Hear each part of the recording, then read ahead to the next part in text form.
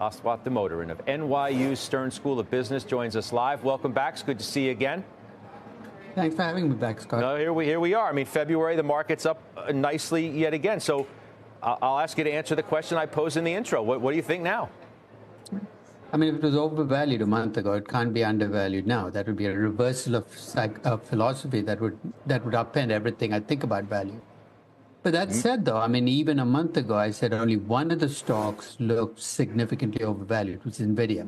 And it's actually the stock that's gone up the most. So that can be taken as an indication that I either have no idea what I'm talking about or the market's doing things that I just don't understand.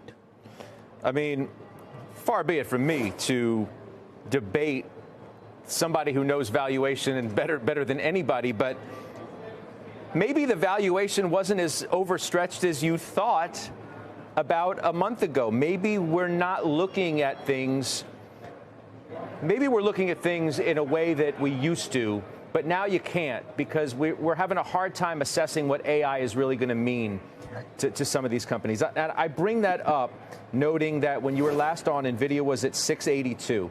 Now it's pushing 800. I asked Stacy Rasgon of Bernstein, he's one of the best analysts around. What's up with NVIDIA and the valuation? I want you to listen to what he told me, and I'd love your reaction on the other side. Okay. NVIDIA is still not expensive. It's actually still the cheapest of all of the AI stocks. It's way cheaper than AMD. It's cheaper than Marvell. It's even cheaper than Intel at this point, right? So I still think there is room for expectations to continue to go up. I think so. I mean, this was right before they reported earnings, and it was another blockbuster. So how should we view this now? Damning with faint praise, right? That's like saying, yeah, I'm short relative to a typical NBA player. I mean, that's when you make pricing statements against a subgroup of stocks, in this case AI stocks, and say it's the cheapest of the AI stocks, that might very well be true, but they might all be overvalued. I think at the moment, the fact that I think we have to accept is AI is real. It's going to make a real difference to business. And I think NVIDIA is in the front seat of that market. That said, though, that pathway is not as easy and as open to profits as the market seems to be assuming it is. I mean, right now, NVIDIA is in a strange place, if you ask me. It's a great trade, but not a very good investment. I mean, trading is about mood and momentum. And if you think about mood and momentum, I don't think I've ever seen a company celebrated as much as NVIDIA. Jensen Huang is the greatest CEO ever walked the face of the earth, and this company cannot be stopped. At least that's a perception. And at least in the near term, how do you stop that perception from driving prices up? But the problem with mood and momentum is everything at some point in time, the fever breaks.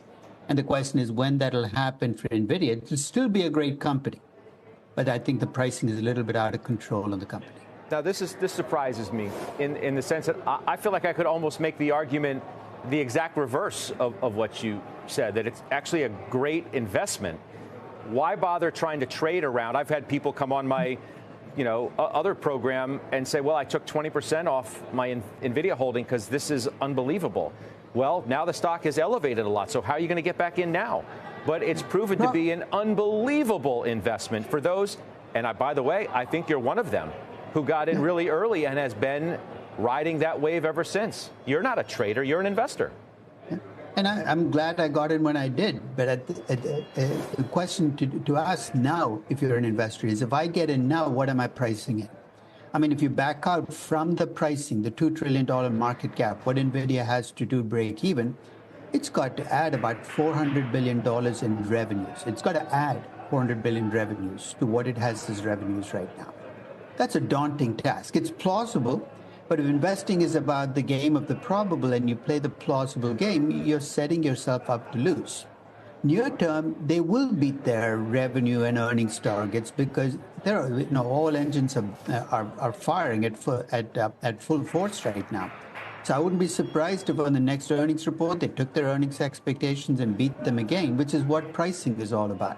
That's why I said it's a good trade. Is in the near term, they're more likely to deliver upside surprises. But in the long term, when you price the company to be the best company ever, where is the upside?